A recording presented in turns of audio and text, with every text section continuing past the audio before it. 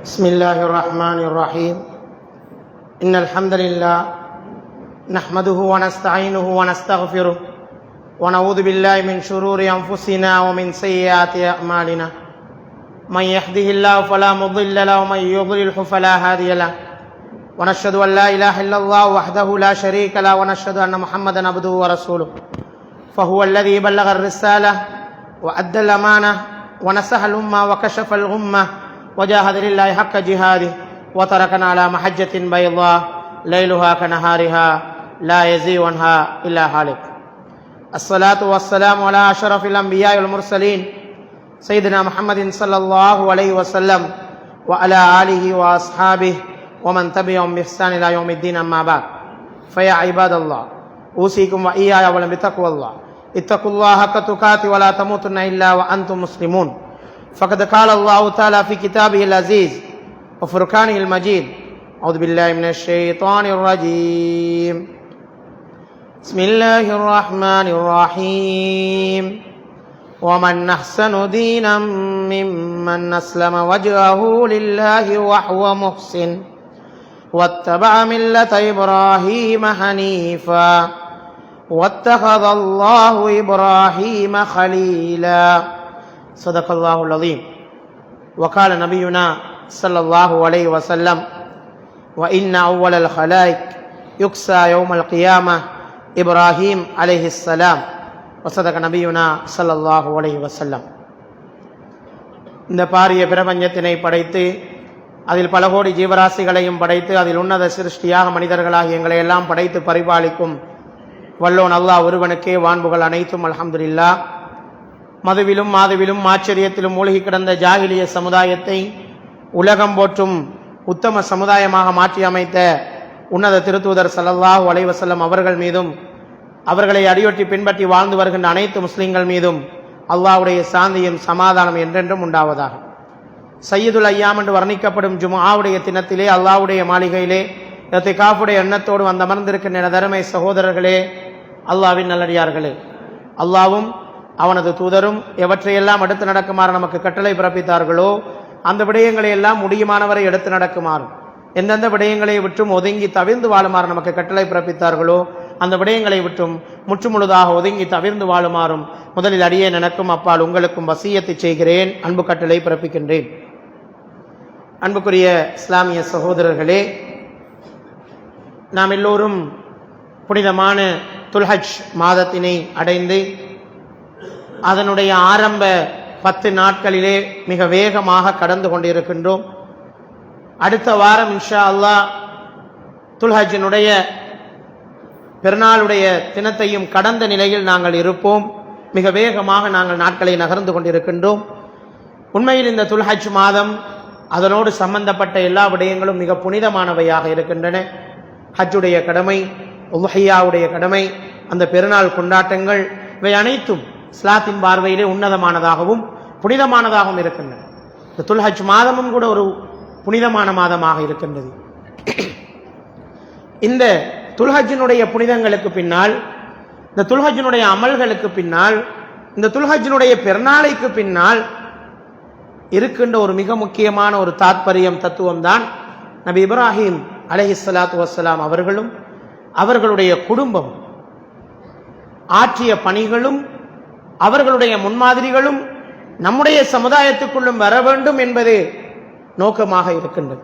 எனவேதான் இப்ராஹிம் அலைஹிஸ்ஸலாம் அவர்களை பின்பற்றும்படி அல்லாஹ் குர்ஆனிலே சொல்லுகின்ற விடயங்களை நாங்கள் பார்க்கின்றோம்.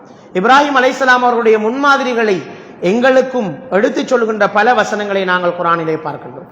இப்ராஹிம் அலைஹிஸ்ஸலாம் அவர்கள் கேட்ட பிரார்த்தனைகளை எங்களையும் கேட்குமாறு அல்லாஹ் தஆலா எங்களுக்கு அதனை கற்றுத் தந்திருப்பதை நாங்கள் பார்க்கின்றோம். எனவே அன்புக்குரியவர்களே, இந்த துல்ஹஜ் மாதத்தின் சிறப்புக்கு பின்னால் இருக்கின்ற நபி இப்ராஹிம் அலைஹிஸ்ஸலாம் அவருடைய வாழ்க்கையிலே இருக்கின்ற மிக முக்கியமான பண்புகள் என்ன, அவர்களுடைய வாழ்க்கையிலிருந்து நாங்கள் கற்றுக்கொள்ள வேண்டிய மிக முக்கியமான 5 படிப்பினைகள் இருக்கின்றன. அந்த 5 படிப்பினைகள் என்ன என்பதைத்தான் இன்றைய குத்துபாவினுடைய சுருக்கமாக முன்வைக்கலாம் நினைக்கிறோம் இன்ஷா அல்லாஹ். உண்மையிலேயே நபி இப்ராஹிம் அலைஹிஸ்ஸலாம் அவர்களுடைய முழுமையான வாழ்க்கை வரலாறும் எங்களுக்கு கிடைக்கவில்லை. குர்ஆனிலும் சஹீஹான ஹதீஸ்களிலும் இருந்து திரட்டப்பட்ட ஒரு குறிப்பிட்ட வரலாறு தான் எங்களுக்கு அவர்களுடைய வரலாறு தெரியும். அப்படி இருந்தும் கூட மிக ஒரு ஆளுமை மிக்க ஒரு நபியாக, ஒரு சமூக சீர்திருத்தவாதியாக, ஒரு நல்ல குடும்ப தலைவனாக, ஒரு நல்ல கணவனாக, ஒரு நல்ல தந்தையாக, ஒரு நல்ல மார்க்க பிரச்சாரகராக என்று பல்வேறு பரிணாமங்களில் நபி இப்ராஹிம் அலைஹிஸ்ஸலாம் அவர்களை நாங்கள் ஆய்வு செய்யக்கூடிய அளவுக்கு அவருடைய வாழ்க்கையிலே முன்மாதிரிகள் இருப்பதை நாங்கள் பார்க்கின்றோம். அவர்களுடைய வாழ்க்கையில் உள்ள பண்புகளையும் படிப்பினைகளையும் நாங்கள் நம்முடைய வாழ்க்கையில் எடுத்து எம்ப வேண்டிய கட்டாயத்தில் நாங்கள் இருக்கின்றோம். அப்படி நாங்கள் நபி இப்ராஹிம் அலைஹிஸ்ஸலாம் அவர்களை ஒரு ரோல் மாடலாக கொண்டு, ஒரு முன்மாதிரியாக கொண்டு நாங்கள் செயற்படாவிட்டால் இந்த துல்ஹஜ்ஜினுடைய ஹஜ்ஜி பெருநாளை, ஈதுல் அல்ஹாவை கொண்டாடுவதில் எந்த அர்த்தமும் கிடையாது. ஏன் அந்த பெருநாளைக்கு பேர் ஈதுல் அல்ஹா, தியாக திருநாள். எதனால் தியாகம்? நபி இப்ராஹிம் அலைஹிஸ்ஸலாம் அவர்களும் அவருடைய குடும்பத்தவர்களும் செய்த தியாகம். அந்த தியாகத்தை நினைவு கூர்ந்து நாங்களும் தியாகத்தின் பக்கம் செல்ல வேண்டும் என்பதுதான் இந்த ஈதுல் அல்ஹாவினுடைய பிரதான நோக்கமாக இருந்து கொண்டிருக்கின்றது. நபி இப்ராஹிம் அலைஹிஸ்ஸலாம் அவர்கள் ஈராக்குக்கு அருகிலே இருக்கக்கூடிய முக்கியமாக பபிலோனியா என்ற ஒரு பழைய நாகரிகம் இருந்தது. அந்த பபிலோனியா நாகரிகம் தோன்றிய நகரத்திலே தான் நபி இப்ராஹிம் அலைஹிஸ்ஸலாம் அவர்கள் உர் என்று அழைக்கக்கூடிய ஒரு கிராமத்திலே தான் பிறந்து தன்னுடைய இளமை காலத்தை கழிக்கின்றார்கள். அவர்களுடைய சிறப்புகளை நாங்கள் அடுக்கிக் கொண்டு போகலாம். நபிமார்களில் ஒருவர், ரசூல்மார்களில் ஒருவர். எல்லா நபிமார்களும் ரசூல்மார்கள் அல்ல, இவர்கள் நபிமார்களிலும் ஒருவர், ரசூல்மார்களிலும் ஒருவர். அதிலும் சிறப்பாக உலுல் அஸும்களில் ஒருவர். அல்லாஹ் தஆலா திட உறுதி பூண்ட நபிமார்கள் என்று 5 பேரை தான் தெரிவு செய்தார். அதிலே ஒருவர் நபி இப்ராஹிம் அலைஹிஸ்ஸலாம். உலுல் அஸும், திட உறுதி பூண்ட நபிமார்களில் இப்ராஹிம் அலைஹிஸ்ஸலாம் அவர்களும் ஒருவர்.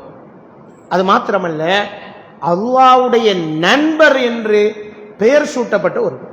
குர்ஆனிலே தெளிவாக அல்லாஹ் தஆலா சொல்கின்றான், வமன் அஹ்ஸனு தீனன் மிம்மன் அஸ்லம வஜ்ஹஹு லில்லாஹ். அல்லாஹ்வுக்கு பக்கம் தன்னுடைய முகத்தை திருப்பி இஸ்லாத்தை பின்பற்றுகின்றவனை விட சிறந்தவன் யார் இருக்க முடியும்? வத்தபஅ மில்லத இப்ராஹீம ஹனீஃபா. இப்ராஹீமினுடைய மார்க்கத்தை அவன் பின்பற்றுகின்றான் என்று சொல்லிவிட்டு அல்லாஹ் தஆலா சொல்கின்றான், வத்தஹதல்லாஹு இப்ராஹீம கலீலா. அல்லாஹ் தஆலா அந்த இப்ராஹீமை தனது நண்பனாக ஆக்கிக் கொண்டான். கலீலுல்லாஹ், அல்லாஹ்வுடைய நண்பர் என்ற சிறப்பை பெற்றுக் கொண்டார். இந்த சிறப்பு எந்த ஒரு நபிக்கும் கொடுக்கப்படவில்லை. நபிகள் நாயகம் ஸல்லல்லாஹு அலைஹி வஸல்லம் அவர்களை கூட அல்லாஹ் ஹபீபுல்லாஹ், அல்லாஹ்வுடைய நேசத்துக்குரியவர் என்றுதான் நாங்கள் அழைக்கிறோமே தவிர கலீலுல்லாஹ், அல்லாஹ்வுடைய நண்பன், ஃப்ரெண்ட் என்கின்ற அந்த அடையாள சின்னம் நபி இப்ராஹிம் அலைஹிஸ்ஸலாம் அவர்களுக்கு மாத்திரமே உரித்தானது என்பதை நாங்கள் மறந்துவிட முடியாது. அது மாத்திரமல்ல, எல்லா பிரதான சமயங்களாலும் ஏற்றுக்கொள்ளப்பட்ட ஒரு நபி என்றால் அது இப்ராஹிம் அலைஹிஸ்ஸலாம் அவர்கள் தான். யூத சமுதாயம் தங்களுடைய நபியாகிய மூசா அலைஹிஸ்ஸலாம் அவர்களுடைய பரம்பரை எடுத்து பார்த்தால் அது இப்ராஹிம் அலைஹிஸ்ஸலாம் அவர்களில் சென்று முடியும். கிறிஸ்தவ சமுதாயம் ஈசா அலைஹிஸ்ஸலாம் அவர்களுடைய பரம்பரை எடுத்து பார்த்தால் அதுவும் இப்ராஹிம் அலைஹிஸ்ஸலாம் அவர்களில் தான் போய் முடியும். இஸ்லாமிய சமயம் முஹம்மது நபி ஸல்லல்லாஹு அலைஹி வஸல்லம் அவர்களுடைய பரம்பரை எடுத்து பார்த்தால் அதுவும் இப்ராஹிம் அலைஹிஸ்ஸலாம் அவர்களில் தான் போய் முடியும். எனவேதான் அவர்களுக்கு ஒரு சிறப்பு பெயர் இருக்கிறது, அபுல் அம்பியா, நபிமார்களின் தந்தை. அவருடைய மொத்த பரம்பரையுமே நபிமார் பரம்பரை. இப்ராஹிம் அலைஹிஸ்ஸலாம், இஸ்மாயில் அலைஹிஸ்ஸலாம், அவருடைய சகோதரர் இஸ்ஹாக் அலைஹிஸ்ஸலாம், அந்த அவர்களுடைய 2 பேருடைய பரம்பரையும் தான் உண்டு பனு இஸ்ரவேல் சமுதாயமாக. இஸ்ஹாக், யாக்கூப், யூசுப் என்று அப்படியே படித்தரமாக ஒருவர் பின் ஒருவராக நபிமார்களாக வந்து யாக்கூப் அலைஹிஸ்ஸலாம் அவர்களுடைய சிறப்பு பெயர் தான் இந்த இஸ்ராயில் என்கின்ற சிறப்பு பெயர். நாம் இஸ்ராயில் அலைஹிஸ்ஸலாம் என்று சொல்லுகின்ற மலக்கினுடைய பெயர் குர்ஆனிலோ ஹதீஸிலோ சொல்லப்படவில்லை. அது மலக்குல் மௌத் என்றுதான் குர்ஆன் சொல்கிறது. இஸ்ராயில் என்கின்ற உண்மையான பெயருக்கு சொந்தக்காரர் யாக்கூப் அலைஹிஸ்ஸலாம்.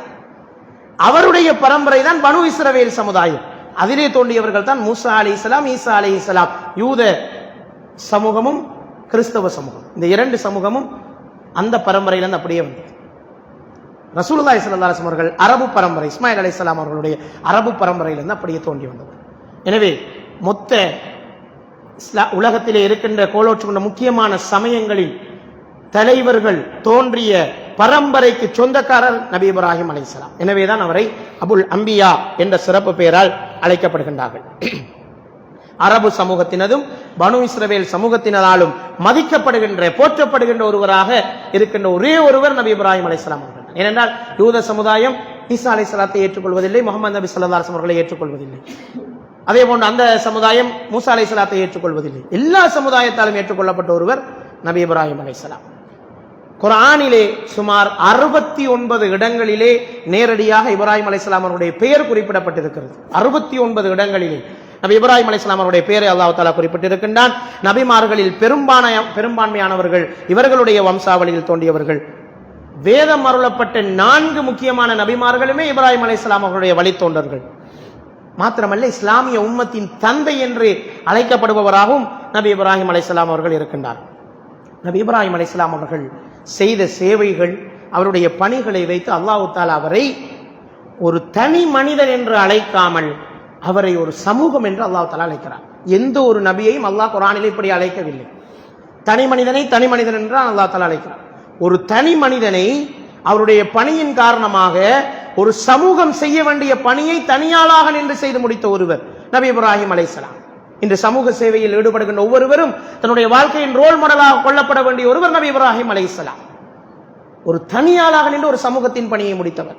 எனவேதான் குர்ஆன் அவரை பற்றி சொல்லுகின்ற போது இன்ன இப்ராஹீம கான உம்மத்தன் கானிதன் லில்லாஹ், நிச்சயமாக இப்ராஹிம் ஒரு உம்மத்தாக இருந்தார், ஒரு சமூகமாக இருந்தார், அல்லாஹ்வுக்கு கட்டுப்படுகின்ற சமுதாயமாக இருந்தார். வலம் யகு மினல் முஷ்ரிகீன், அவர்கள் இணை வைப்பவர்களில் ஒருவராக இருக்கவில்லை என்று அல்லாஹ் தஆலா அவரை பெருமிதப்படுத்தி சொல்வதை நாங்கள் பார்க்கின்றோம். ஒரு உம்மத்தாக இருந்தார். ஒரு உம்மத் செய்ய வேண்டிய பணியை, ஒரு சமூகம் செய்ய வேண்டிய பணியை தனியாளாக நின்று செய்து முடித்ததன் விளைவுதான் அல்லாஹ் அவரை உம்மத் என்கின்ற சிறப்பு பெயரால் கௌரவித்திருப்பதை நாங்கள் பார்க்கின்றோம். அவருடைய வாழ்க்கையிலே படிப்பினையும் முன்மாதிரியும் இருக்கிறது. அவர் பின்பற்றப்பட வேண்டியவர் என்று குர்ஆன் சொல்வதற்கு காரணம் அதுதான். அல்லாஹ்விடம் இருந்து அவருக்கு அறிவும் ஞானமும் கொடுக்கப்பட்டதாக குர்ஆன் உறுதிப்படுத்துவது மாத்திரமல்ல, ஒவ்வொரு தொழுகையிலும் நினைவூட்டப்படுகின்ற நபி இப்ராஹிம் அலைஹிஸ்ஸலாம். நாங்கள் என்ன தொழுகை தொழுதாலும் அதில் இப்ராஹிம் அலைஹிஸ்ஸலாம் அவருடைய பெயர் ஞாபகம் ஊட்டப்பட வேண்டும். அத்தஹியாத் ஓதுகின்ற போது என்ன சொல்கிறோம்? அல்லாஹும்ம ஸல்லி அலா முஹம்மதின் வ அலா ஆலி முஹம்மதின் கமா ஸல்லைத அலா இப்ராஹீம் வ அலா ஆலி இப்ராஹீம். இப்ராஹிமுக்கும் அவருடைய குடும்பத்துக்கும் யா அல்லாஹ் நீ எப்படி அருள் புரிந்தாயோ அப்படி எங்களுடைய நபிகள் நாயகம் ஸல்லல்லாஹு அலைஹி வஸல்லம் அவர்களுக்கு நீ அருள் புரி என்றுதான் அவரை முன்மாதிரியாக சொல்லித்தான் நபிகளாருக்கே நாங்கள் துஆ கேட்கிறோம். அப்படி ஒரு சிறப்புக்குரிய எல்லா தொழுகையிலும் அவருடைய பேர் உச்சரிக்கப்படுது. ஜனாசா தொழுகையிலும் கூட அத்தஹியாத் இல்லை. ஆனால் ஜனாசா தொழுகையில் ஓதுகின்ற ஸலவாத்திலும் அந்த இப்ராஹிமுடைய பெயர் வருகின்றது.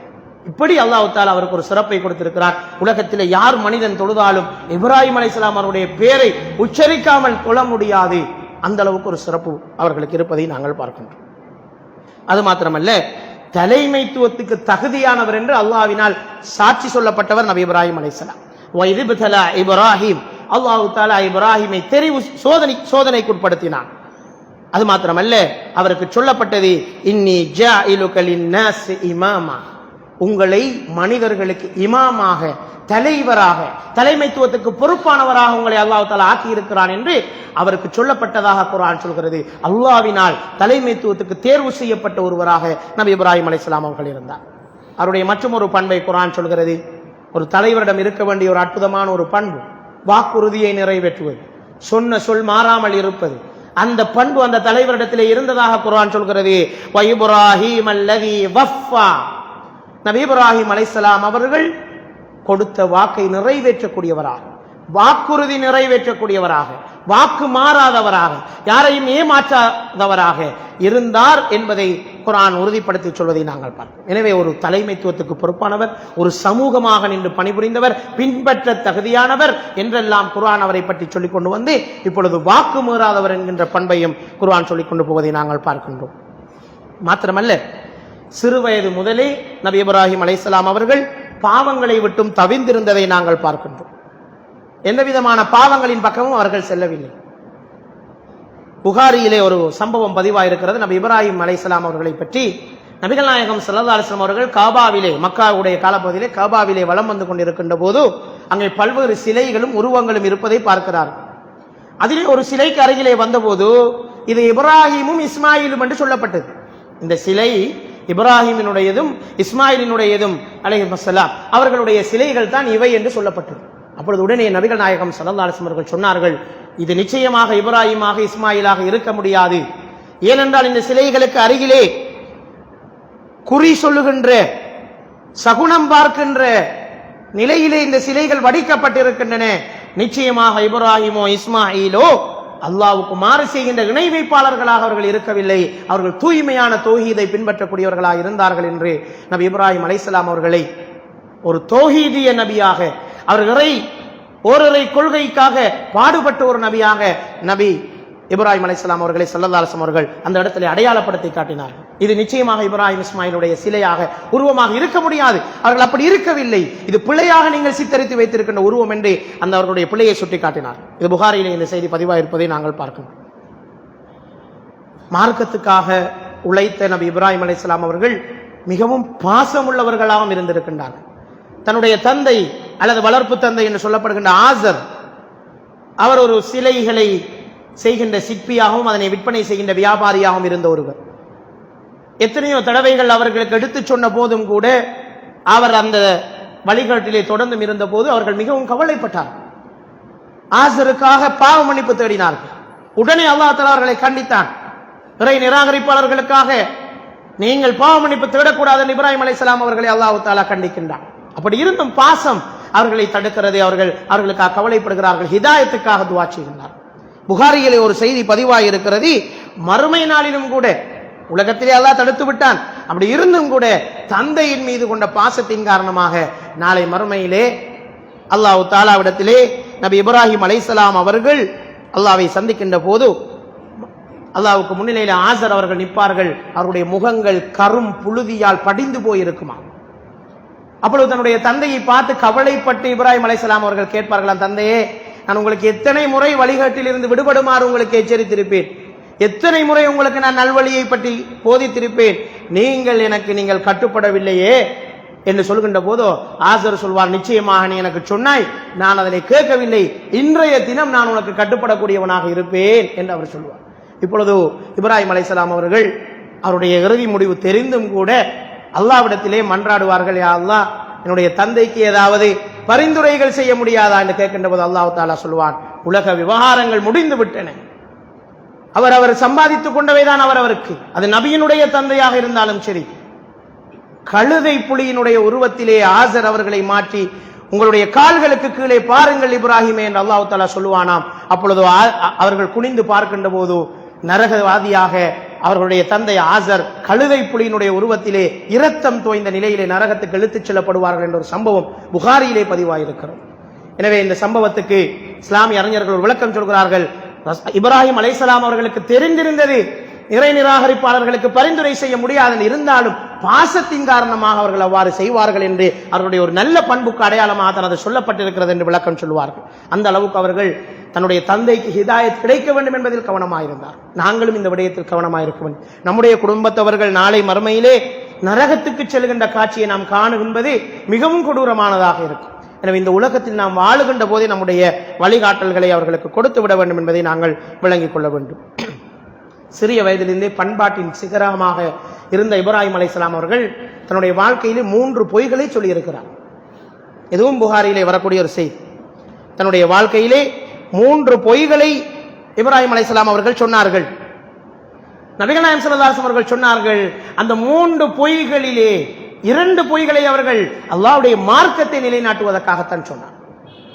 ஒன்று அதுவும் மார்க்கம்தான், இருந்தாலும் தன்னுடைய நலனுக்காக அவர் சொன்னார்.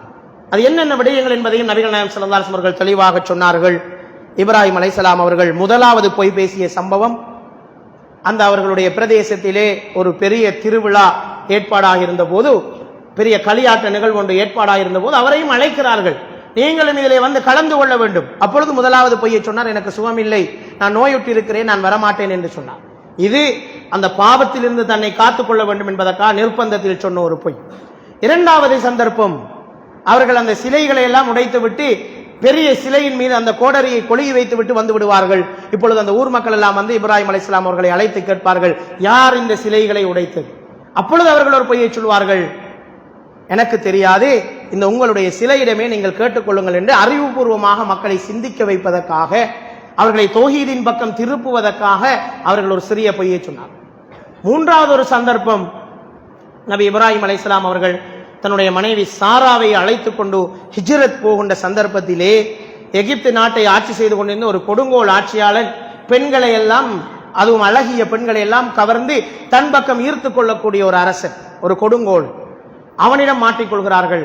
அந்த சந்தர்ப்பத்திலே சாரா என்னுடைய தங்கை என்று அவர்கள் ஒரு வார்த்தையை சொல்லிவிட்டு அல்லாஹ்விடத்தில் அதற்காக பாவ மன்னிப்பு தேடுவார். அந்த சந்தர்ப்பத்திலே ஒரு அற்புதத்தை அல்லாஹ் தஆலா நிகழ்த்தி காட்டினான். சாரா அலைஹிஸ்ஸலாம் அவர்களை அந்த கொடுங்கோல் மன்னன் நெருங்கி வந்தபோது அவனுக்கு வலிப்பு நோய் ஏற்பட்டு அவனுடைய கைகள் இயங்காமல் போகும். மீண்டும் அவன் மன்னிப்பு கேட்பான், நான் உன்னை விட்டு விடுவேன், எனக்கு சுகம் கிடைப்பதற்கு பிரார்த்தனை செய். அப்பொழுது சாரா அலைஹிஸ்ஸலாம் அவர்கள் துஆ கேட்பார்கள். மீண்டும் அவன் அவர்களை அணைப்பதற்காக கிட்டே வருவான். அந்த சந்தர்ப்பத்திலும் அல்லாஹ் தஆலா அவர்களுடைய சிறப்பை அந்த குடும்பத்தினுடைய சிறப்பை காட்டுவதற்காக அந்த மன்னனுக்கு நோயை ஏற்படுத்துவார். அந்த மன்னனுடைய கைகள் வழங்காமல் போகும். மீண்டும் அவன் மன்னிப்பு கேட்பான். அதற்கு பிறகு அவன் சொல்வான், என்னிடத்திலே வந்தது மனிதனே அல்ல, ஷைத்தானையா என்னிடம் கூட்டிக் கொண்டு வந்தீர்கள் என்று அவன் கவலைப்பட்டு விட்டு தன்னிடம் இருந்த ஒரு அடிமை பெண்ணாகிய ஹாஜர் என்கின்ற இன்னும் ஒரு பெண்ணையும் இப்ராஹிம் அலைஹிஸ்ஸலாம் அவர்களோடு சாரா அலைஹிஸ்ஸலாத்து வஸ்ஸலாம் அவர்களோடு அனுப்பி வைப்பான். அப்படித்தான் அந்த இரண்டாவது மனைவி ஹாஜர் அலைஹிஸ்ஸலாம் அவர்கள் அந்த மன்னனினால் அடிமையாக இருந்து அன்பளிப்பாக கிடைக்கப்பட்ட ஒருவர் தான் அவர். அதுவரைக்கும் இப்ராஹிம் அலைஹிஸ்ஸலாம் அவர்களுக்கு குழந்தை பாக்கியம் இருக்கவில்லை. அதற்கு பிறகு சாரா அலைஹிஸ்ஸலாம் அவர்கள் தான் தனக்கு குழந்தை பாக்கியம் இல்லை, எனவே இந்த அடிமை பெண்ணை நீங்கள் திருமணம் செய்து கொள்ளுங்கள் என்று அவருக்கு திருமணம் செய்து வைத்து அவர்களுக்கு ஒரு குழந்தை பிறக்க இன்னும் சில வருடங்களில் சாரா அலைஹிஸ்ஸலாம் அவர்களுக்கும் அல்லாஹ் தஆலா ஒரு குழந்தையை கொடுப்பான். இதுதான் அந்த வரலாறு. இவ்வாறு இந்த 3 சந்தர்ப்பங்களிலும் நபி இப்ராஹிம் அலைஹிஸ்ஸலாம் அவர்கள் 2 சந்தர்ப்பங்களில் தனக்கு சமூகத்துக்காகவும் மார்க்கத்துக்காகவும் ஒரு பொய்யை சொன்னார். இது தவிர அவர்களுடைய வாழ்க்கையிலே அவர்கள் பொய் பேசியதே கிடையாது என்கின்ற அளவுக்கு பண்பாட்டிலே உயர்ந்தவர்களாக நபி இப்ராஹிம் அலைஹிஸ்ஸலாம் அவர்கள் இருந்தார்கள். அது மாத்திரமல்ல, தன்னுடைய புதல்வர்களோடு மிகவும் அழகான ஒரு குழந்தை வளர்ப்பை மேற்கொண்டார். அழகான முறையில் அவர்களை பயிற்றுவித்தார்கள். பெரியவர்களான பிறகும் கூட ஒரு குறிப்பிட்ட வயது வரைக்கும் தான் குழந்தைகளை மட்டுப்படுத்தி அவர்களை கட்டுப்படுத்தி அவர்களை வழிகாட்டுவது பெற்றோருக்கு கடமை. அதுக்கு பிறகு கடமை கிடையாது. இருப்பினும் நபி இப்ராஹிம் அலைஹிஸ்ஸலாம் அவர்கள் திருமணமான பின்னரும் கூட அவர்களுக்கு ஆலோசனை சொல்லக்கூடியவர்களாக இருந்திருக்கிறார்கள். புகாரியிலே வரக்கூடிய ஒரு செய்தி, இப்னு அப்பாஸ் ரலியல்லாஹு தஆலா அவர்கள் இந்த செய்தியை பதிவு செய்கிறார்கள். நபி இப்ராஹிம் அலைஹிஸ்ஸலாம் அவர்கள் நீண்ட காலம் புதல்வர்களை பிரிந்துதான் வாழ்ந்தார்கள். குழந்தை இல்லாமல் வாழ்ந்தார்கள். குழந்தை கிடைத்ததற்கு பிறகு கூட குழந்தையை தனியே விட்டு ஹிஜ்ரத்து சென்றார்கள். மீண்டும் வந்தபோது குழந்தையை அறுத்து பலியிட திணிக்கப்பட்டார்கள். அப்போதும் அதற்கு துணிந்தார்கள். அதற்கு பிறகு நீண்ட காலம் மீண்டும் பிரிந்து வாழக்கூடிய சந்தர்ப்பங்களை அவர்களுக்கு வாழ்க்கையில் அமைத்திருந்தது. ஒருமுறை தன்னுடைய புதல்வரை பார்ப்பதற்காக வேண்டி, இஸ்மாயில் அலைஹிஸ்ஸலாம் அவர்களை பார்ப்பதற்காக வேண்டி அவர்கள் போகின்றார்கள். அந்த சந்தர்ப்பத்திலே வயது முதிர்ந்த தோற்றம், அவருடைய மனைவிக்கு கூட இப்ராஹிம் அலைஹிஸ்ஸலாம் அவர்களை தெரியாது. இந்த சந்தர்ப்பத்திலே வீட்டுக்குள் மகன் இருக்கிறாரா என்று விசாரிக்கின்றார்கள். இல்லை, அவர் வெளியே சென்று இருக்கிறார் என்று பதில் சொல்லப்படுகிறது. அப்படியா, உங்களுடைய வாழ்க்கை எப்படி போகிறது என்று கேட்கிறார்கள். அப்பொழுது அந்த பெண் முறைப்பாடுகளை சொல்கிறார். தன்னுடைய கணவனை பற்றி முறைப்பாடுகளை சொல்ல, எங்களுக்கு ஒழுங்கான சாப்பாடு கிடைப்பதில்லை, தினமும் அவர் இறைச்சியையும் தண்ணீரையுமே எங்களுக்கு கொண்டு வருகிறார், வேறு எந்த உணவுகளும் எங்களுக்கு கிடைப்பதில்லை, சலித்து போய்விட்டது என்ற குறைபாடுகளை அவர் சொல்கிறார். உடனே இப்ராஹிம் அலைஹிஸ்ஸலாம் அவர்கள், நான் சென்று வருகிறேன், உங்களுடைய கணவர் வந்தார், இப்படி ஒரு முதியவர் வந்தார், அவர் ஒரு விடயத்தை சொல்லி சென்றார், இந்த வாசற்படியை மாற்றுமாறு சொல்லுங்கள் என்று சொல்லிவிட்டு அவர் போய்விட்டார். இப்பொழுது மகன் வீட்டுக்கு வருகிறார். யாரோ வந்த அடையாளங்கள் தெரிகிறது, யார் வந்தார்கள், இப்படி ஒரு முதியவர் வந்தார். என்ன சொன்னார்? வாசற்படியை மாற்றுமாறு சொன்னார் என்று சொல்கின்றார். உடனே அவர்கள் சொல்கிறார்கள், அப்படியா, வந்தவர் என்னுடைய தந்தை தான், வேறு யாருமல்ல, என்னுடைய தந்தை தான் என்னை பார்க்க வந்திருக்கிறார், நீ சொல்லக்கூடிய அடையாளங்கள் என்னுடைய தந்தையின் அடையாளங்கள். அவர் சொல்லி சென்ற அந்த விடயம் மிக முக்கியமானது. அவர் சொல்லி சென்ற விடயம், உங்களோடு திருமண வாழ்க்கையை தொடர்வதை பற்றி யோசிக்க சொல்லி இருக்கிறார். ஏனென்றால் மிகச்சிறந்த ஒரு வாழ்க்கையைத்தான் அவர்கள் அந்த மனைவிக்கு கொடுத்திருந்தார். இருந்தும் திருப்தி அடையாத, கணவனுடைய அந்த அருட்கொடைகளிலே திருப்தி காணாத அந்த மனைவி இப்ராஹிம் அலைஹிஸ்ஸலாம் அவர்கள் தன்னுடைய புதல்வருக்கு பொருத்தமில்லாத ஒரு துணையாக அவர்கள் கண்டு அந்த இடத்திலே ஆலோசனை சொல்லிவிட்டு செல்கிறார்கள். ஒரு சில விடயங்களை அவதானித்து விட்டு இந்த விடயத்தையும் அவதானித்து விட்டு அவர்கள் சொல்லிவிட்டு செல்கிறார். மீண்டும் அவர் இன்னும் ஒரு திருமணம் முடித்திருக்கிறார். அந்த சந்தர்ப்பத்திலும் இதே போன்று நபி இப்ராஹிம் அலைஹிஸ்ஸலாம் அவர்களை பார்க்க செல்கிறார்கள். அந்த சந்தர்ப்பத்திலும் அவர்கள் வீட்டில் இல்லை. அந்த மனைவிடத்திலே கேட்கிறார்கள், உங்களுடைய வாழ்க்கை எப்படி போகிறது? அவரும் அதே வாழ்க்கையை தான் வாழ்கிறார். ஆனால் அவர் சொன்ன முறை வித்தியாசமானது. அவர் சொல்கிறார், பலரும் பசியில் இருக்க தினமும் எங்களுக்கு அவர் உணவளிக்கிறார், பலரும் தாகத்தில் இருக்க எங்களுக்கு அவர் தாகத்துக்கு நீர் புகட்டுகிறார், சுவையான இறைச்சிகளை எங்களுக்கு கொண்டு வந்து தருகிறார், என்று அவர்கள் சொல்கின்ற போது அவர்கள் சொன்னார்கள், இந்த வாசற்படியை உறுதிப்படுத்திக் கொள்ள சொல்லுங்கள், நான் சென்று வருகிறேன் என்று சொல்லிவிட்டு சொன்னார். அதே மாதிரி அவரிடத்தில் சொல்லப்படுகிறது, சொன்னார்கள், நீ ஒரு சிறந்த மனைவி என்று என்னுடைய தந்தை சாட்சி பகர்ந்திருக்கிறார், உன்னோடு தொடர்ந்து வாழும்படி எனக்கு ஆலோசனை சொல்லி இருக்கிறார் என்று அந்த மனைவியினுடைய நன்றி பாராட்டுகின்ற தன்மையை அந்த சம்பவத்தினூடாக நாங்கள் கற்றுக்கொள்கின்றோம். இவ்வாறு நபி இப்ராஹிம் அலைஹிஸ்ஸலாம் அவருடைய வாழ்க்கையிலே நாங்கள் கற்றுக்கொள்ள வேண்டிய பண்புகள், அந்த வாக்குறுதி மாறாத பண்பு, தந்தையின் மீது கொண்டிருக்கிற அந்த பாசம், பிள்ளையின் மீது கொண்டிருக்கிற அந்த கரிசனை, இறைவனின் மீது கொண்டிருக்கிற அந்த பற்று, இவ்வாறு அவருடைய வாழ்க்கையில் இருக்கின்ற இந்த இத்தனை பண்புகளையும் நாங்களும் நம்முடைய வாழ்க்கையில் எடுத்து நடப்பதனூடாக நபி இப்ராஹிம் அலைஹிஸ்ஸலாம் அவர்கள் அடைந்து கொண்ட அந்த பாக்கியங்களை நாங்களும் மறுமையில் அடைந்து கொள்ளக்கூடிய பாக்கியத்தை வல்ல அல்லாஹ் தஆலா எனக்கும் உங்களுக்கும் நசீபாக்குவானாக. வஅகூலு கௌலி ஹாதா அஸ்தக்ஃபிருல்லாஹ் லி வலக்கும் வலி ஜமீல் முஸ்லிமீன் வஸ்தக்ஃபிரு இன்னஹு ஹுவல் கஃபூருர் ரஹீம்.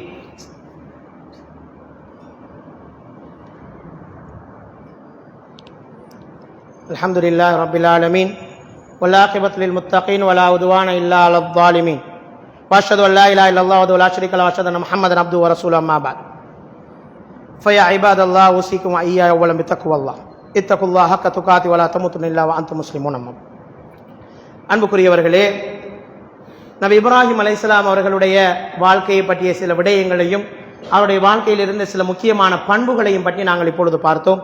அவருடைய வாழ்க்கையிலிருந்து நாங்கள் கற்றுக்கொள்ள வேண்டிய மிக முக்கியமான 5 பாடங்கள், படிப்பினைகள் இருக்கின்றது. நாங்கள் உண்மையில் இப்ராஹிம் அலைஹிஸ்ஸலாம் அவர்களை நேசித்தால், ஒவ்வொரு அத்தஹியாத்திலும் அவருடைய பெயரை சொல்லுகின்ற போது அவர்கள் மீது எங்களுக்கு அன்பும் கரிசனையும் ஏற்பட்டால், இந்த 5 பண்புகளை நாங்களும் நம்முடைய வாழ்க்கையில் பின்பற்ற வேண்டும். அப்படி பின்பற்றினால்தான் இந்த துல்ஹஜ் மாதத்தை சிறப்பிப்பதிலும் அதனுடைய 10வது தினத்திலே பெருநாளை கொண்டாடுவதிலும் ஒரு அர்த்தம் இருக்கும். இந்த 5 பண்புகளும் எங்களிடத்தில் இல்லையா, அதை பின்பற்ற நாங்கள் தயார் இல்லையா, நாங்கள் இந்த துல்ஹஜ்ஜினுடைய மாதத்தை கொண்டாடுவதில் எந்த விதமான அர்த்தமும் இல்லாமல் போகும். அதிலே முதலாவது பண்புதான் தன்னுடைய தனிப்பட்ட வாழ்க்கையை ஒழுங்குபடுத்தி அல்லாஹ்வுடனான உறவை வலுப்படுத்தி கொண்டார். நாங்களும் இந்த விடயத்தில் கவனம் செலுத்தணும். எங்களுடைய தனிப்பட்ட வாழ்க்கை, எங்களுடைய பர்சனல் லைஃப், அது ஒழுங்குபடுத்தப்பட்டிருக்க வேண்டும். அல்லாஹ்வுடனான உறவு மிக பலமானதாக இருக்க வேண்டும். நபி இப்ராஹிம் அலைஹிஸ்ஸலாம் அவர்கள் அல்லாஹ்வோடு மிக நெருக்கமாக இருந்ததன் விளைவுதான் அல்லாஹ் அவரை கலீலாக, நண்பராக தேர்ந்தெடுத்தான். அவர் அல்லாஹ்வை தேர்ந்தெடுக்கவில்லை, அல்லாஹ் தான் அவரை தேர்ந்தெடுத்தார். அந்த அளவுக்கு அவர் அல்லாஹ்வை நெருங்கக்கூடியவராக இருந்திருக்கிறார் என்பதை நாங்கள் பார்க்கிறோம். இதனால் அல்லாஹ் தஆலா அவருக்கு கொடுத்த கிஃப்ட் என்ன? நம்முடைய பெஸ்ட் ஃப்ரெண்ட், நம்முடைய மிகவும் விருப்பத்துக்குரிய நண்பர்களுக்கு நாங்கள் எப்படி கிஃப்ட் கொடுப்போம்? அவர் எதிர்பார்க்காத விதத்திலே, அவருக்கு அதிசயத்தை ஊட்டக்கூடிய வகையிலே சர்ப்ரைஸான கிஃப்ட்களை கொடுக்க விரும்புவோம். அப்படித்தான் அல்லாஹ் அவருக்கு கிஃப்ட்களை கொடுத்தான், தன்னுடைய நண்பர். எனவே அல்லாஹ் தஆலா அவருக்கு கொடுத்த கிஃப்ட்களை எல்லாம் பாருங்கள், யாரும் உலகத்திலே கொடுக்க முடியாத கிஃப்ட். நபி இப்ராஹிம் அலைஹிஸ்ஸலாம் அவர்கள் குழந்தை பாக்கியம் இல்லை, அவர்கள் துஆ செய்கிறார்கள். அப்பொழுது அவர்களுக்கு குழந்தை பாக்கியத்தை அல்லாஹ் தஆலா கொடுக்க நாடுகின்ற போது அவர்களுக்கு வயது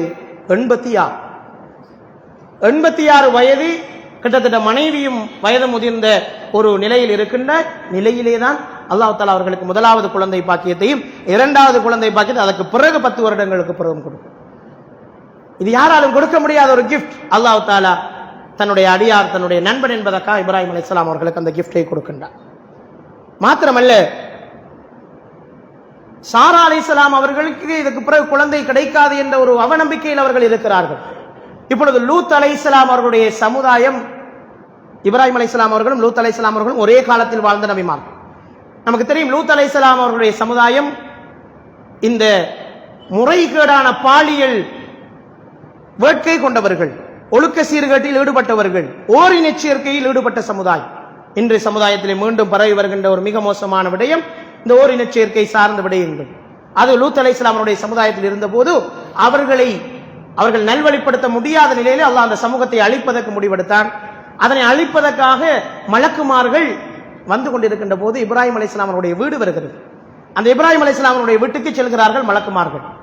அங்கே இப்ராஹிம் அலைஹிஸ்ஸலாம் அவர்களுடைய வீட்டுக்கு சென்றவர்கள் மனித உருவத்தில் வந்ததால் இப்ராஹிம் அலைஹிஸ்ஸலாம் இடத்தில் ஒரு பண்பு இருக்கும், யார் தன்னுடைய வீட்டுக்கு வந்தாலும் சிறப்பான விருந்தோம்பல் செய்வார். உடனே தன்னுடைய வீட்டில் இருந்த கால்நடைகளை அறுத்து கறி சமைத்து அந்த மலக்குமார்களுக்கு உணவை அவர் படைக்கின்றார், சாப்பிடுவதற்காக வைக்கிறார். மலக்குமார்கள் உண்ண மாட்டார்கள்.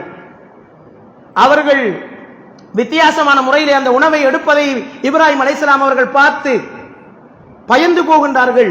அந்த சந்தர்ப்பத்தில் மலக்குமார்கள் சொல்கிறார்கள், இப்ராஹிமை நீங்கள் பயப்பட வேண்டாம், நாங்கள் அல்லாஹ்வின் தூதுவர்கள், இப்படி லூத்துடைய சமுதாயத்தை அழிப்பதற்காக சென்று கொண்டிருக்கிறோம், வழியிலே உங்களுக்கு ஒரு சுபசோபனம் சொல்லி செல்வதற்காக வந்தோம், உங்களுக்கு மற்றொரு ஆண் குழந்தை கிடைக்க இருக்கிறது என்று சாரா அலைஹிஸ்ஸலாம் அவர்களுக்கும் இப்ராஹிம் அலைஹிஸ்ஸலாம் அவர்களுக்கும் குழந்தை கிடைக்கின்ற பாக்கியத்தை மலக்குமார்கள் வந்து சொல்லிவிட்டு சென்றார்.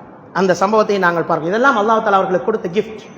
அது மாத்திரமல்ல, நமக்கு தெரியும் நும்ரூத் என்று சொல்லக்கூடிய ஒரு கொடுங்கோல் ஆட்சியாளர், தான் இறைவன் என்று வாதாடிய ஒருவன், அவர்களோடு நேரடியாக சென்று வாதிடுகிறார்கள் இப்ராஹிம் அலைஹிஸ்ஸலாம். அந்த சந்தர்ப்பத்தில் எல்லாம் அவன் சொன்னான், நான் இறைவன். இப்ராஹிம் அலைஹிஸ்ஸலாம் அவர்கள் சொன்னார்கள், என்னுடைய இறைவன் மனிதர்களை உயிர்ப்பிக்கிறான், அவர்களை மரணிக்க செய்கிறான். நும்ரூத் சொன்னான், நானும் அப்படி செய்வேன்.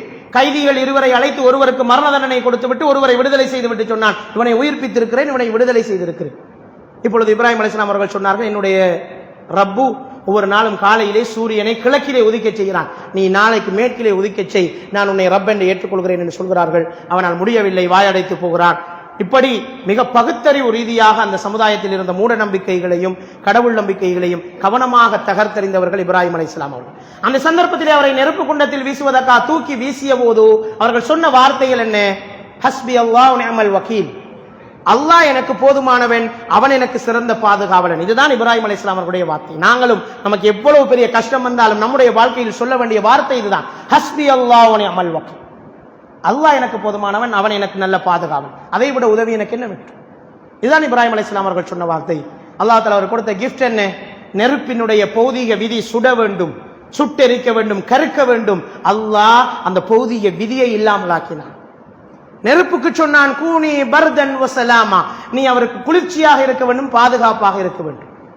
இது அல்லாஹ் தஆலா அவருக்கு கொடுத்த கிஃப்ட். இந்த சம்பவத்துக்கு இஸ்லாமிய அறிஞர்கள் அழகிய விளக்கத்தை சொல்வார்கள். அல்லாஹ் நாடினால் அல்லாஹ்வுக்கும் நமக்கும் நெருக்கம் இப்படி வந்து விட்டால், இந்த ஹஸ்பி அல்லாஹ் வ நிஅமல் வக்கீல் என்பது ஒரு வார்த்தை அல்ல, அது ஒரு வாழ்க்கை. அல்லாஹ் என்னோடு இருக்கிறான், அவன் எனக்கு போதும், அவன் என்னை பார்ப்பான் என்ற உறுதியான தவக்குள் யாருக்குள் வந்து விடுகிறதோ, அல்லாஹ் அத்தகைய மனிதர்களுக்கு பௌதீக விதிகளுக்கு அப்பால் உதவி செய்வான். இதை உண்மையாக அந்த தவக்குலை உணர்ந்தவர்களால் தன்னுடைய வாழ்க்கையில் அனுபவித்திருக்க முடியும். நாம் இணையாப்புறத்தில் இருந்து அல்லாஹ் தஆலா நம்முடைய பிரச்சனைகளை நாம் இணையாத பொழுதுகளில் இருந்து நம்மளை காப்பாற்றி விட்டிருப்பான். ஒரு பெரும் ஆபத்திலிருந்து மிக இலகுவாக எங்களை தூக்கி விட்டிருப்பான். இப்படி அல்லாஹ் செய்வான் என்பதற்கு இப்ராஹிம் அலைஹிஸ்ஸலாம் ஒரு சிறந்த சான்றாக இருக்கிறார். தன்னுடைய அருமை மகனை அறுக்க வேண்டும், கத்தி அறுபடாமல் மறுக்கிறது. அல்லாஹ் வானத்திலிருந்து ஒரு கிஃப்டை இறக்கி கொடுக்கிறான். அதிலிருந்து வந்ததுதான் இந்த உதுஹியா, வணக்கம். எப்படியான கிஃப்ட் அல்லாஹ் தஆலா தன்னுடைய நண்பனுக்கு கொடுத்தது. மாத்திரமல்ல, எப்போது ஒரு அடியான் அல்லாஹ்வை அளவுக்கு அதிகமாக நேசிக்க தொடங்குகின்றானோ அப்போது பௌதீக விதிகளுக்கு அப்பால் அல்லாஹ்வுடைய உதவி வரும் என்பதற்கு நபி இப்ராஹிம் அலைஹிஸ்ஸலாம் அவருடைய வாழ்க்கை ஒரு நல்ல சான்றாக இருக்கிறது. நமக்கும் அல்லாஹ்வுக்கும் இடையிலான உறவு எப்படி இருக்கிறது? நாம் ஒவ்வொருவரும் சிந்தித்து பார்க்க வேண்டும். இப்ராஹிம் அலைஹிஸ்ஸலாம் அவருடைய உறவு எப்படி இருந்தது? நமக்கும் எனக்கும் நாம் ஒவ்வொருவரும் தனித்தனியாக சிந்தித்து பார்ப்போம். எனக்கும் என்னுடைய ரப்புக்கும் இடையிலான உறவு எப்படி இருக்கிறது? அது ஒளிவு மறைவு இல்லாத உறவாக இருக்கிறதா? உரிமையோடு கேட்கின்ற உறவாக இருக்கிறதா? அல்லாஹ் என்னோடு இருக்கிறான் என்கின்ற அந்த தன்னம்பிக்கையுடன் கூடிய இறை நம்பிக்கையாக இருக்கிறதா? இல்லாவிட்டால் ஒரு சடங்கு சம்பிரதாயமான ஈமானாகத்தான் நம்முடைய ஈமான் இருக்கிறதா என்பதை நாங்கள் இந்த விடயத்திலிருந்து படித்துக் கொள்ள வேண்டும். இரண்டாவது விடயம்தான் நபி இப்ராஹிம் அலைஹிஸ்ஸலாம் அவருடைய வாழ்க்கையிலிருந்து நாங்கள் கற்றுக்கொள்ள வேண்டிய இரண்டாவது படிப்பினை, ஏகத்துவத்துக்காக உழைத்தல், தௌஹீதுக்காக உழைத்தல். உழைத்தால் அதிலே சிக்கல் வரும், கஷ்டம் வரும், பிரச்சனை வரும், விமர்சனம் வரும், அதையெல்லாம் தாங்கிக் கொண்டு அதற்காக பாடுபட வேண்டும்.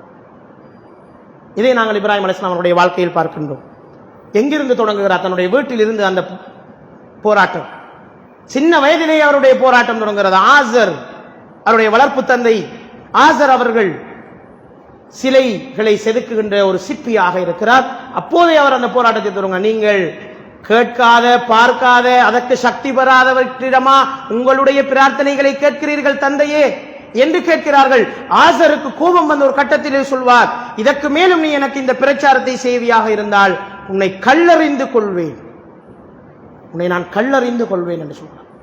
கடைசியிலே தன்னுடைய வீட்டில் அந்த மாற்றத்தை கொண்டு வர முடியாத போது மனதால் வெறுத்து வீட்டை விட்டு வெளியேறி செல்ல வேண்டிய நிலைமைக்கு அவர்கள் வந்தார்கள். தௌஹீதுக்கான போராட்டம், ஏகத்துவத்துக்கான போராட்டத்தை அவர்கள் அழகாக செய்கின்றார்கள். மாத்திரமல்ல, தன்னுடைய சமுதாயத்தில் அந்த போராட்டத்தை செய்கிறார்.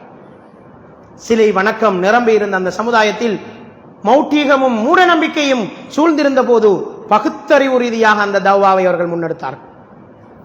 பகுத்தறிவு ரீதியாக சிலைகளை அவர்கள் சிதைத்துவிட்டு பெரிய சிலையின் மீது கோடரியை கொழுகி வைத்தது சிலைகளை உடைக்கவில்லை, மனிதர்களுடைய சிந்தனைகளை உடைத்தார்கள்.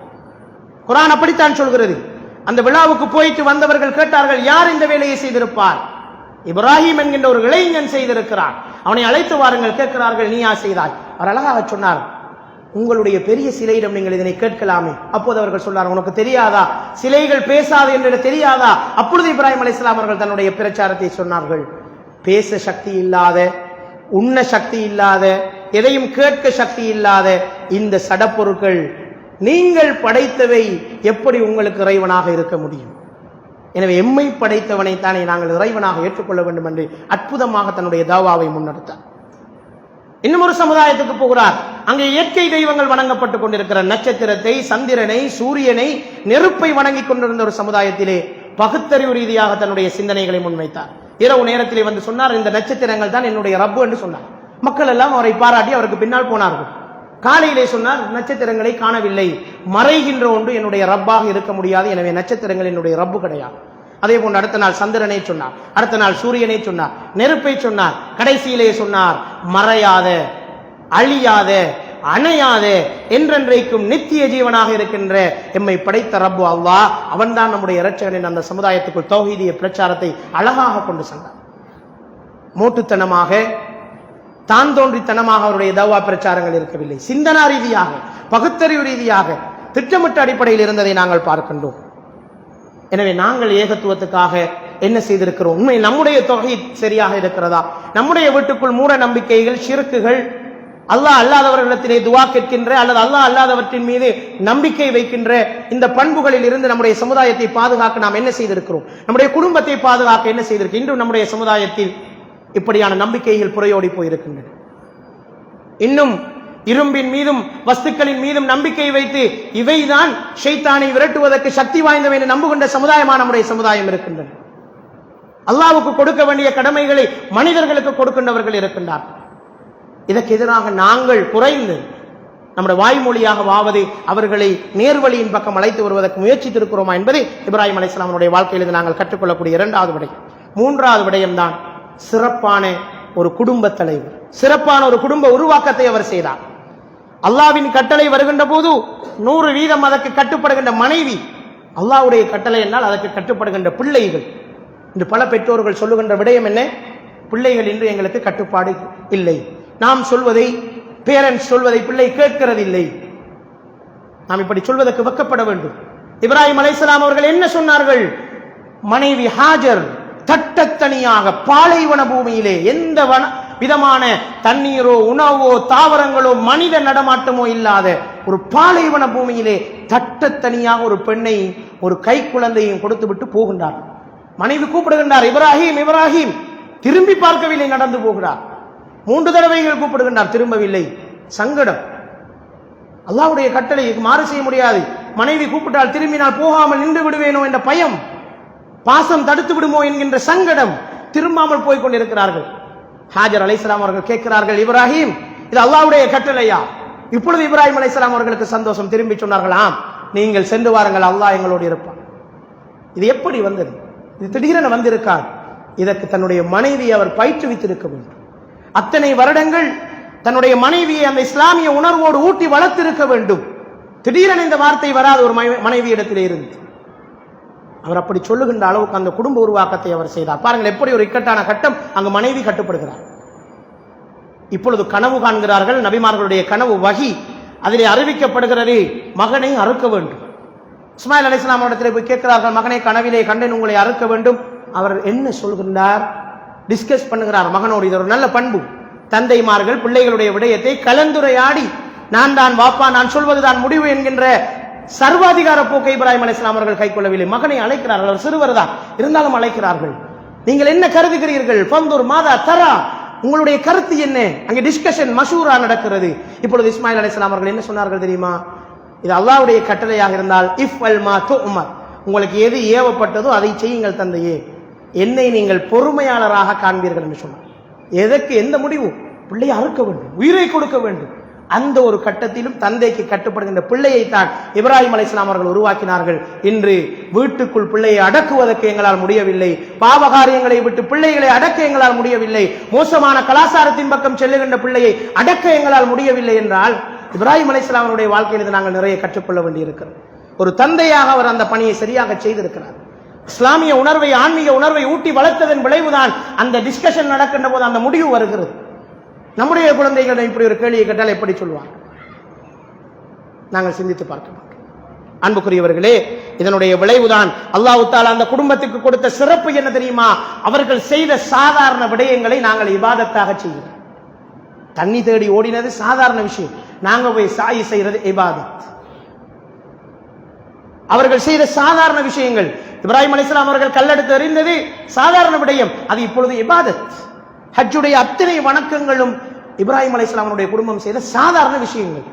அவர்களை கௌரவப்படுத்த வேண்டும் என்பதற்காக ஒரு குடும்பம் செய்த சாதாரண விடயத்தை அல்லாஹ் நன்மை தருகின்ற இபாதத்தாக மாற்றிக் கொடுத்தான். ஏன்? அந்த கட்டுப்பாட்டுடன் கூடிய குடும்ப உருவாக்கத்துக்கு அல்லாஹ்வுடைய கூலி. அப்படி ஒரு குடும்பத்தை நம்மளால் உருவாக்க முடியுமா இருந்தால் நமக்கும் இவ்வாறான கூலிகளை அல்லாஹ் தஆலா வைத்திருக்கிறார் என்பதை நாங்கள் மறந்துவிடக் கூடாது. எனவேதான் இப்ராஹிம் அலைஹிஸ்ஸலாம் அவர்கள் கேட்ட துஆ என்ன தெரியுமா? நாம் எதற்காக பிள்ளைகளை கேட்போம்? நம்முடைய பிசினஸை கொண்டு செல்வதற்கு, நம்முடைய பெருமையை நிலைநாட்டுவதற்கு எனக்கு வாரிசு வேண்டும் என்று நாங்கள் நினைப்போம். ஆனால் இப்ராஹிம் அலைஹிஸ்ஸலாம் அவர்கள் கேட்ட துஆ குர்ஆனிலே பதிவாயிருக்கிறது. ரப்பி ஜஅல்னி முகீமஸ் ஸலாத்தி வ மின் துர்ரியதி, என்னையும் என்னுடைய சந்ததியையும் தொழுகையை நிலைநாட்டுகின்ற பரம்பரையா அல்லாஹ் எனக்கு தா என்றுதான் அவர்கள் அடிக்கடி துஆ கேட்பார்கள். எனவேதான் அவர்களுக்கு அல்லாஹ் தஆலா கொடுத்தார். நாலாவது விஷயம்தான் மார்க்கத்துக்காக, சமூகத்துக்காக உழைப்பது. நபி இப்ராஹிம் அலைஹிஸ்ஸலாம் அவர்கள் தன்னுடைய மொத்த பொருளாதாரத்தை, அவர் கஷ்டப்பட்டு வியாபாரம் செய்து ஆடு மேய்த்து உழைத்த சகல பொருளாதாரத்தையும் செலவழித்துத்தான் காபத்துல்லாவை புனர் நிர்மாணம் செய்து அவருடைய சொந்த காசு. மாத்திரமல்ல, நாடு நாடாக சென்று ஹஜ்ஜிக்காக மக்களை அழைத்து வந்தார் அவருடைய சொந்த பொருளாதாரத்திலே. வந்த அத்தனை ஹாஜிகளுக்கும் சிகாயா உணவளிக்கின்ற பணியையும் தண்ணீர் கொடுக்கின்ற பணியையும் அந்த குடும்பம் தனியாக நின்று ஏற்றுக்கொண்டது அவருடைய சொந்த செலவிலே. இதனை பல வருடங்களாக செய்தார், பரம்பரையாக செய்தார்கள். அவர்கள் யாரும் தங்களுடைய பெயர்களை போட்டுக் கொள்ளவில்லை. நான் தான் இந்த பள்ளியிட தலைவர், நான் தான் இந்த பள்ளியினுடைய ரெஸ்ட்ரி என்று அவர்கள் பெருமைப்பட்டுக் கொள்ளவில்லை. மாற்றமா என்ன செய்தார்கள் தெரியுமா? அல்லாஹ்விடத்திலே போய் கத்தி குளறி கெஞ்சி அல்லாஹ்விடத்திலே துஆ கேட்டார்கள். ரப்பனா தகப்பல் மின்னா, யா அல்லாஹ் இந்த பணியெல்லாம் செய்துட்டோம், நீ சொன்ன எல்லா காரியத்தையும் செஞ்சிட்டோம், பிழைகள் நடந்திருக்கும், யா அல்லாஹ் எங்களுடைய இந்த பிழைகளை மன்னித்து எங்களை நீ ஏற்றுக்கொள் ரஹ்மானே. தகப்பல் மின்னான்னு அல்லாஹ்ட்ட போய் கெஞ்சிறாங்க. இந்த பொறுப்பணி தந்துட்டியே, நாங்க செஞ்சிட்டோமோ சரியாக என்று கவலைப்பட்டார்களே தவிர அதனை வைத்துக் கொண்டு பெருமை அடித்துக் கொண்டு தங்களுடைய பெயர்களை போட்டுக்கொண்டு அவர்கள் பெருமை அடிப்பவர்களாக இருக்கவில்லை என்பதை நாங்கள் பார்க்கின்றோம். தங்களுடைய கரங்களால் தான் தினமும் இப்ராஹிம் அலைஹிஸ்ஸலாம் அவர்களும் இஸ்மாயில் அலைஹிஸ்ஸலாம், இஸ்ஹாக் அலைஹிஸ்ஸலாம் அவர்களும் அந்த பள்ளி வாயிலை சுத்தம் செய்வார் தங்களுடைய கரங்களால். ஏன்? இது அல்லாஹ் எனக்கு ஒப்படைத்த பணி. அத்தனை ஹாஜிகளுக்கும் அவ்வளவு செலவுகளையும் செய்வதனால் அவர்கள் எவ்வளவு கஷ்டப்பட்டிருக்க வேண்டும். அந்த போக்குவரத்து தொடர்பாடல் வசதிகள் இல்லாத காலத்திலே மக்களை ஹஜ்ஜுக்கு அழைத்து வருவதென்றால் எவ்வளவு மெனக்கட்டு இருக்க வேண்டும். அந்த தியாகம், உடல் உள பண ரீதியாக அவர்கள் செய்த தியாகம், அர்ப்பணம் நமக்குள் வர வேண்டும். இறுதியாக நபி இப்ராஹிம் அலைஹிஸ்ஸலாமுடைய வாழ்க்கையிலிருந்து நாங்கள் பெற்றுக்கொள்ள வேண்டிய ஐந்தாவது படிப்பினை, பூரணமான தவக்குல் எந்த காரியத்திலும் இருக்க வேண்டும். சந்தேகத்தோடு ஈமான் இருக்கக்கூடாது. பூரணமான தவக்குலோடு நாங்கள் செயற்பட வேண்டும். எந்த ஒரு காரியத்தை செய்தாலும் அதை அல்லாஹ்வுடைய வெற்றி வரும் என்ற நம்பிக்கையோடு நாங்கள் செயற்பட வேண்டும். காரியங்களை சிறப்பாக செய்துவிட்டு அல்லாஹ்விடத்திலே பொறுப்பு சாட்டி விட்டு துஆ கேட்க வேண்டுமே தவிர வெற்றி தருவதும் தோல்வி தருவதும் அல்லாஹ்வுடைய நாட்டு. முயற்சி செய்வது மாத்திரம்தான் நம்முடைய. இந்த பலர் சமூக பணிகளிலிருந்து ஓரமாகி விடுகிறார்கள். எவ்வளவு மெனக்கட்டும் வேல் இந்த ஊரை திருத்தையிலும், எவ்வளவு சொன்னாலும் இந்த சமூகம் கேட்பதில் இப்படி நாங்கள் கவலை அடைய வேண்டிய அவசியம் இல்லை. நாங்கள் பணியை தான் செய்ய வேண்டும். அதனுடைய வெற்றியை தருவது அல்லாஹ். நபி இப்ராஹிம் அலைஹிஸ்ஸலாம் அவர்கள் எவ்வளவு காலம் எனக்கட்டு இந்த பணிகளை செய்தார்கள். எனவேதான் அல்லாஹ் தஆலா அவர்களுடைய துஆக்கள் எல்லாவற்றையும் அங்கீகரித்தான். முதலாவது துஆ பிள்ளை பாக்கியம் இல்ல, பிள்ளை பாக்கியத்தை கொடுத்தான். 2 மனைவியினோட அவன் கொடுத்தான். அரபு உலகம் இன்று சவுதி அரேபியா உட்பட அந்த அரபு உலகம் இன்று செல்வ செழிப்பில் கொளிக்கிறது என்றால் அதுக்கு இப்ராஹிம் அலைஹிஸ்ஸலாம் அவருடைய துஆ தாங்க. அவர்கள் கேட்டார்கள் ஒரு துஆ, யா அல்லாஹ் இந்த பூமியை பரக்கத்துக்குரிய பூமியாக, பழங்கள் விளைகின்ற பூமியாக, கனிய வளங்கள் நிறைகின்ற பூமியாக ஆக்கன்னு சொன்னாங்க. அல்லாஹ் தஆலா பெட்ரோலிய வளத்தை அந்த சமூகத்துக்கு கொடுத்தான். பழங்கள் கனிகள் முளைக்கின்ற பாக்கியங்களை அல்லாஹ் தஆலா ஏற்படுத்தி கொடுத்தான். அது இப்ராஹிம் அலைஹிஸ்ஸலாம் அவர்களுடைய துஆ. அந்த பூமிக்கு ஆக்கட்ட துஆ அல்லாஹ் தஆலா அங்கீகரித்து கொடுத்தான்.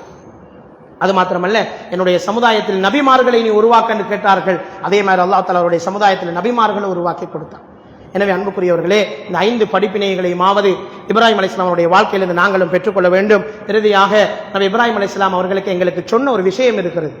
நபி அவர்கள் மிஅராஜ் சென்றிருந்த சந்தர்ப்பத்திலே நான் அடிக்கடி இந்த சம்பவத்தை ஞாபகப்படுத்துவதுண்டு. ஏனென்றால் இப்ராஹிம் அலைஹிஸ்ஸலாம் அவர்கள் இந்த சமுதாயத்தின் மீது அக்கறை கொண்டவர்கள். அவர்கள் மியராஜ் சென்றிருந்த வேளையிலே ஸல்லல்லாஹு அலைஹி வஸல்லம் அவர்களை சந்தித்து சொன்னார்கள், என்னுடைய சலாத்தை உங்களுடைய உம்மத்துக்கு எடுத்துச் சொல்லுங்கள் என்று சலாம் சொல்லி அனுப்பிய நபி அவர்கள். நமக்கு சலாம் சொல்லி அனுப்பினார். நாங்கள் அவர்களுக்கு பதில் சொன்னால் அது எத்தி வைக்கப்படும். அலைஹிஸ் சலாம் என்று நாங்கள் அவர்களுக்கு சலாம் சொல்லலாம். அவர் நமக்கு சலாம் சொல்லி அனுப்பியிருக்கிறார். இரண்டாவது சொன்னார்கள், உங்களுடைய உம்மத்தை நான் சொர்க்கத்தில் காண ஆசைப்படுகிறேன். இப்ராஹிம் அலைஹிஸ்ஸலாம் முகமது நபி அவர்களிடம் சொல்கிறார், உங்களுடைய சமுதாயத்தை நான் சொர்க்கத்தில் காண ஆசைப்படுகிறேன். சொர்க்கமோ கட்டாந்தரையாக வெறும் பூமியாக கிடக்கிறது, அதிலே தோட்டங்களை உருவாக்க சொல்லுங்கள். அப்பொழுது ஸல்லல்லாஹு அலைஹி வஸல்லம் ஆச்சரியத்தோடு கேட்கிறார்கள், உலகத்தில் இருந்து கொண்டு எப்படி சுவர்க்கத்தில் பயிர் செய்வது? அப்பொழுது இப்ராஹிம் அலைஹிஸ்ஸலாம் அவர்கள் சொன்னார்கள், அதிகமாக திக்ர்களை ஓதச் சொல்லுங்கள். சுப்ஹானல்லாஹி வல்ஹம்துலில்லாஹி வலா இலாஹ இல்லல்லாஹ் வல்லாஹு அக்பர் போன்ற திக்ர்களை ஓதுவதன் மூலம் உங்களுடைய சுவனத்து தோட்டங்களை உருவாக்கிக் கொள்ளுங்கள் என்று இப்ராஹிம் அலைஹிஸ்ஸலாம் அவர்கள் சொன்னார்கள். எனவே அன்புக்குரியவர்களே, இப்ராஹிம் அலைஹிஸ்ஸலாம் அவருடைய பண்புகளையும் அவருடைய வாழ்க்கையில் இருந்து நாங்கள் கற்ற படிப்பினைகளையும் நம்முடைய வாழ்க்கையில் உருவாக்குவதன் மூலம் நாங்களும் ஒரு முன்மாதிரி மிக்க ஒரு சமுதாயமாக மாறி ஒரு தனி மனிதராக இருந்து ஒரு சமூகம் செய்ய வேண்டிய பணிகளை அழகாக செய்து முடித்தார். அதன் விளைவு அல்லாஹ் அவரை ஹலீலாக நண்பனாக ஏற்று அவருக்கு நினையாப்புறங்கள் இந்த உதவிகளை கொடுத்து ஒரு ரோல் மாடலாக எங்களுக்கு முன்னால் தந்திருக்கிறார். அதைத்தான் இந்த துல்ஹஜ் மாதம் எங்களுக்கு நினைவூட்டுகின்றது. வெறுமனே நாங்கள் ஹஜ் பெருநாளை கொடுப்படுத்தோம், பெருநாள் கொண்டாடினோம் என்பது அல்ல இதனுடைய விளக்கு. இதனுடைய நோக்கம் இந்த 5 விடயங்களை நம்முடைய வாழ்க்கையில் நாம் கொண்டு வந்தால் இந்த ஹஜ் பெருநாளை கொண்டாடுவதற்கு நாங்கள் தகுதி உள்ளவர்களாக மாறுவோம். எனவே நானும் நீங்களும் நபி இப்ராஹிம் அலைஹிஸ்ஸலாம் அவருடைய வாழ்க்கையிலிருந்து படிப்பினை பெற்று நாளை மறுமையிலே ஜன்னத்துல் ஃபிர்தௌஸை அடைந்து இப்ராஹிம் அலைஹிஸ்ஸலாம் அவர்களோடு வாழக்கூடிய பாக்கியத்தை அல்லாஹ் தஆலா எனக்கும் உங்களுக்கு நசீபாக்குவானாக. வாஹிரு தஅவானா அல்ஹம்துலில்லாஹி ரப்பில் ஆலமீன். அகூலு கௌலி ஹாதா அஸ்தக்ஃபிருல்லாஹி வ லக்கும் வ லிஜமீஇல் முஸ்லிமீன். அகீமுஸ் ஸலாத்.